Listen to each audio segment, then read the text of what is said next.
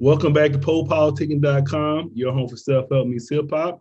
Right now, we're live on YouTube. Check me out on iHeartRadio, Spotify, Amazon. 1212 and place to be with Hitta Castro. How you doing? How you doing, my brother? I'm doing great.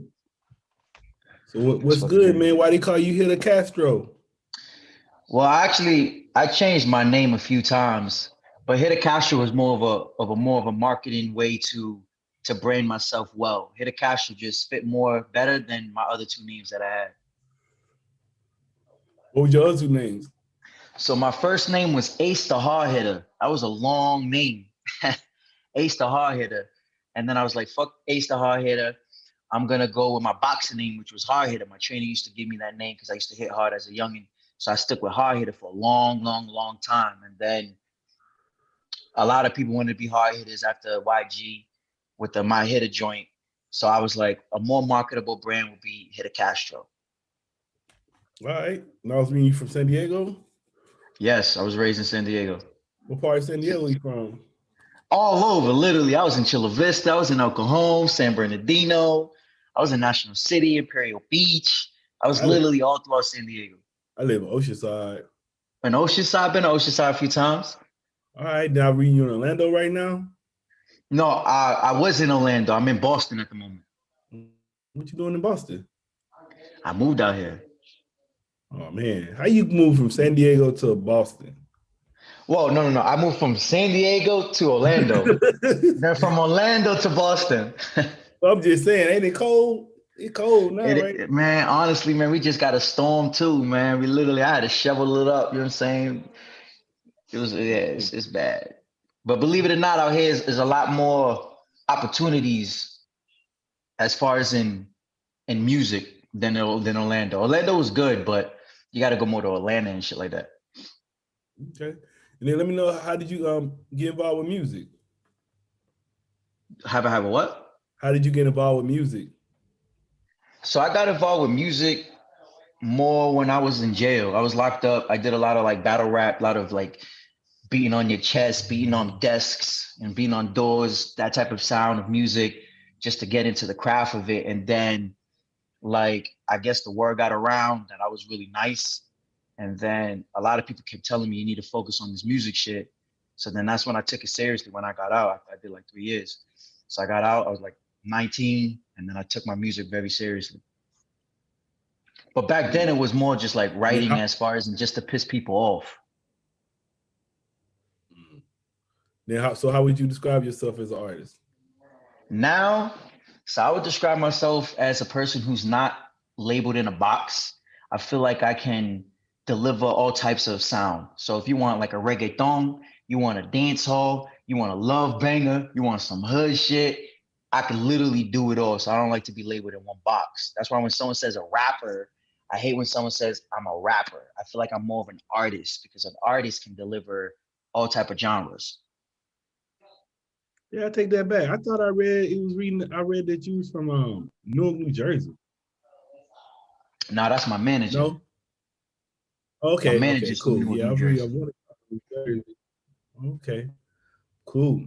So what are you working on right now? So right now I have a lot of music that's going to be released. So I'm going to be doing like a project with this guy that I did that's in Kuwait. He's in the Middle East. He has a really good buzz. So me and him got this one song that I feel like is going to be really good for my brand. But I have a lot of songs. I got a song called Ride or Die. This is for like all those people who want to ride or die shorty or ride or die nigga.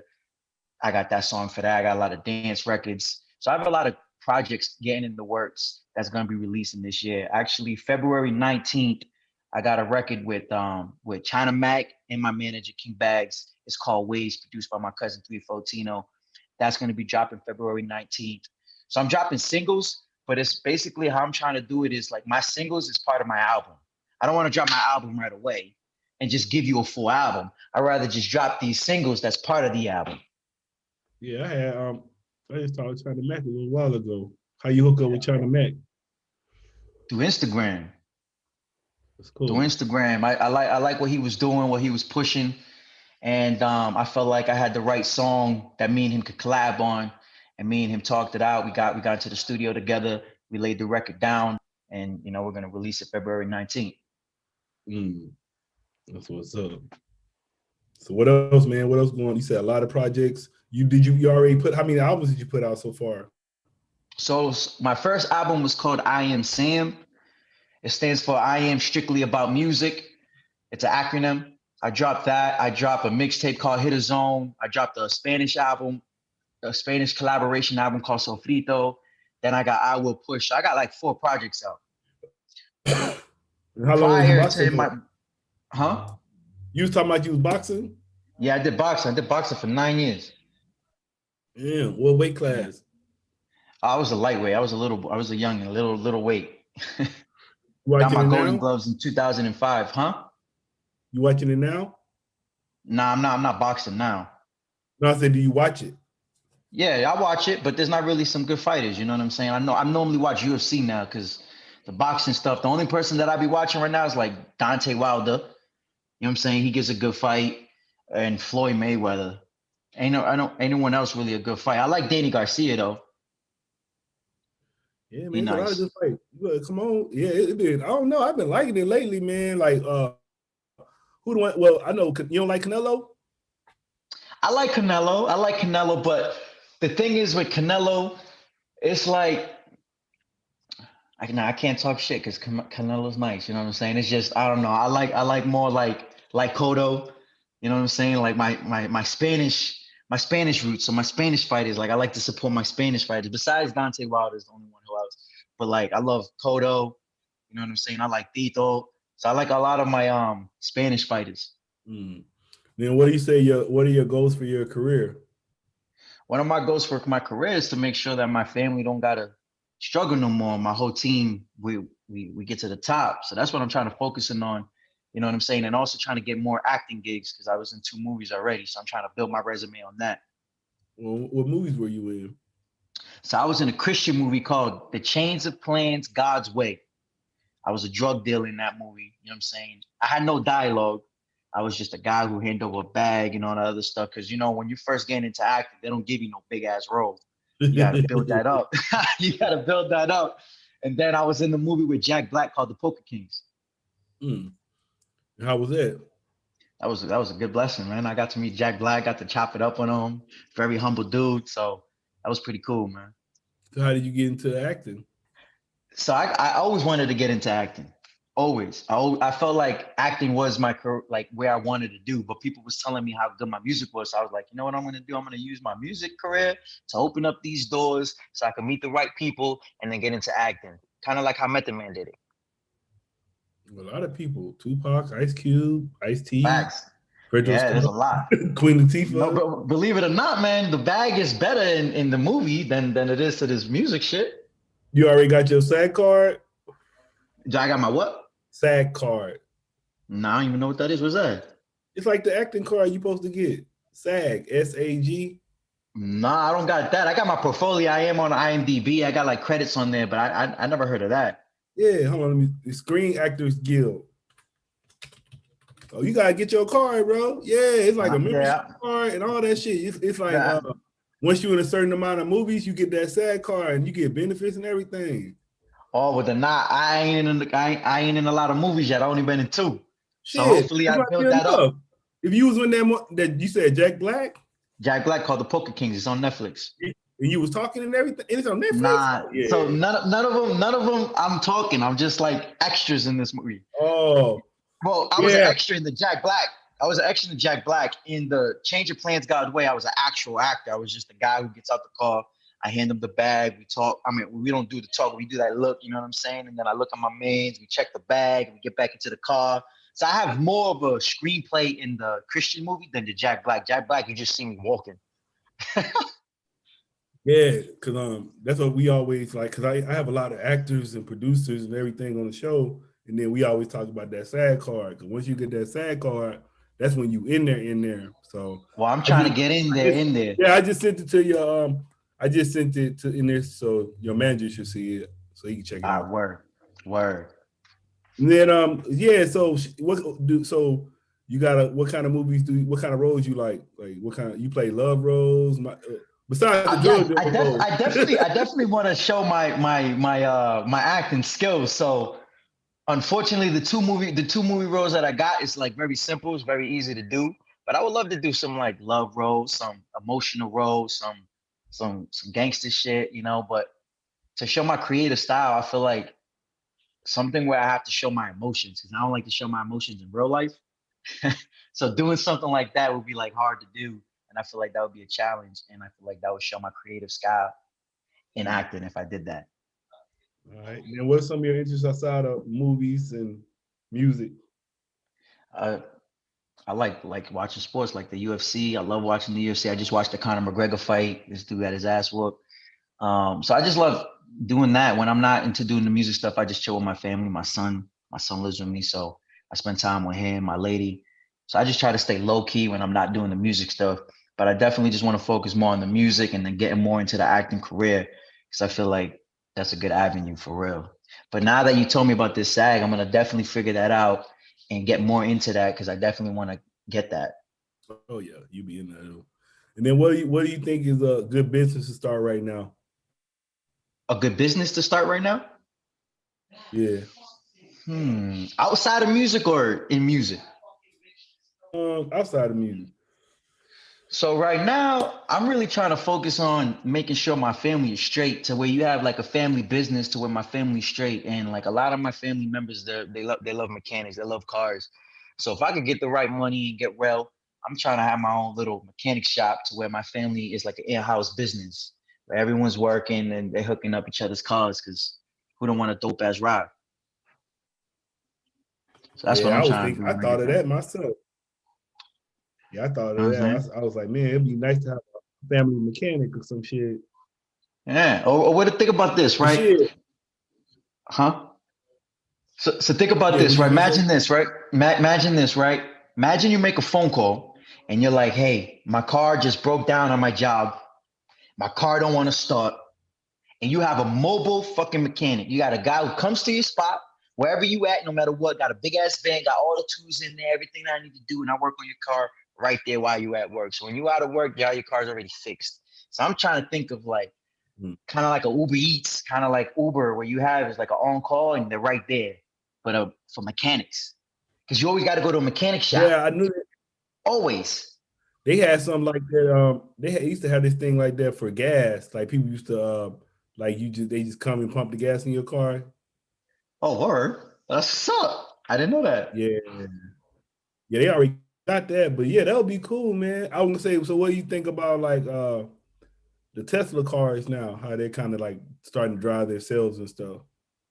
I think it's kind of cool, but it's like it's funny. It's funny that you mentioned that. I was in Orlando New Year's Eve, and I was out there, and we rented out a U-Haul. The U-Haul literally drove itself. It was literally like it understood the lines, and I was amazed by that. But A you know, U-Haul? a U-Haul truck. It was A a U-Haul U-Haul? A truck. moving truck A, U-Haul? a U-Haul truck literally Shit. was literally making sure it would not pass the lines and all of that. And I thought that was amazing. I was like, okay, so yeah, these cars are gonna definitely be taking over. That's gonna be self-driving cars. Did you know about the new Mustang Mark E that beats the What? Tesla? Mm, It's basically a Tesla car. It's a self-driving car, battery only, no gas, no nothing, and it's a fucking Mustang. mm. She'd probably be It's gone. it's called the Mustang Mark E. It's fire, bro. It's fire. What's up? And you never seen a So Mustang with four doors either. it's with four doors? It's four doors. It's a four-door SUV Mustang.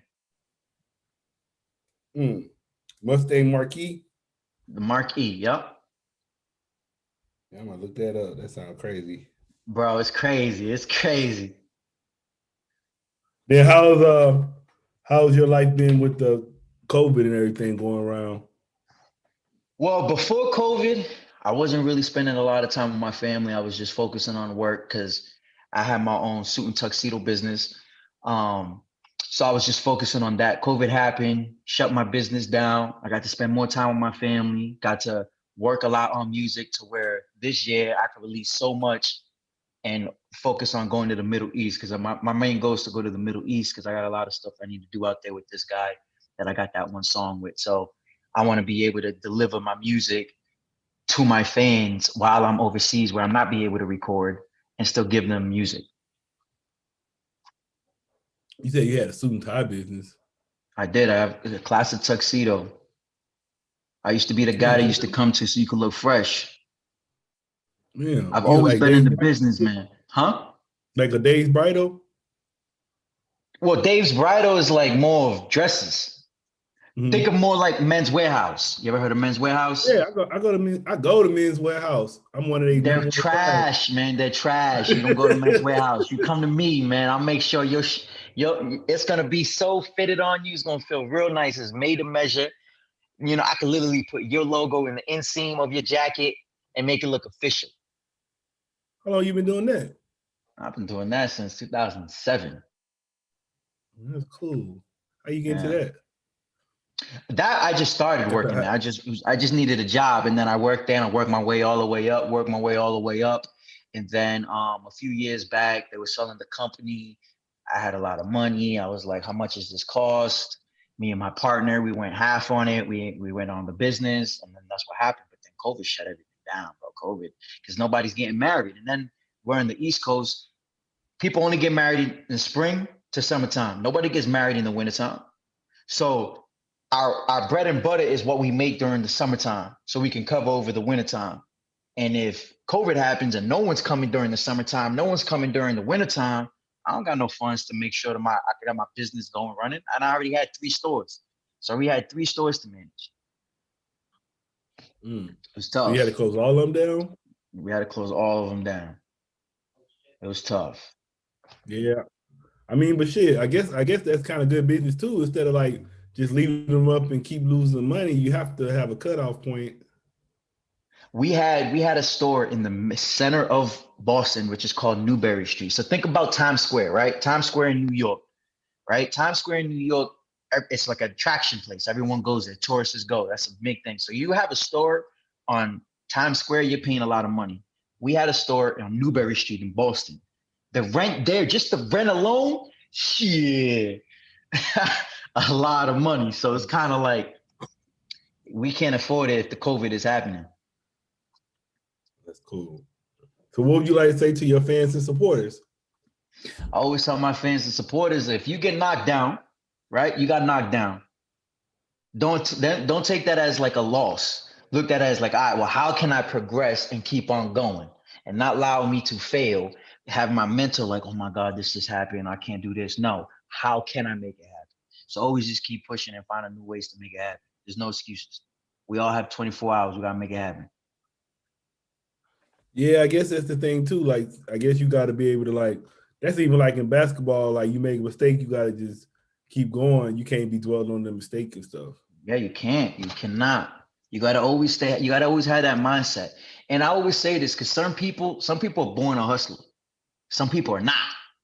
You know what I mean? So it got to be in you. So I always tell people you got to keep on pushing. Do never let nothing like sidetrack you. Keep pushing, no matter how many no's you get, no matter how many times you have fell down, no matter if COVID shut your business down, you find a way to keep pushing. There's no excuses. It gets tough, you know what I'm saying? Mentally, it's like, damn, but you got to keep pushing. All right, man. I want to say thanks for coming through politicking with me. You already know, my brother. When I come down to You got any California, we definitely got to turn up. We got to turn up. I come to Oceanside, we turn up. all right? You got any shout outs? Man, I want to give a shout outs to my manager, King Bags. I want to get a shout out to my lady, Nana Mac. I want to give a shout outs to my producer, my cousin Marada Die, 314, my other producer, LSD Beats, my graphic designer, Abdullah. And I want to give a shout out to you, my brother, for having me on here. For sure. All right, y'all. We out. Make sure y'all check out my website, rappertshows.com.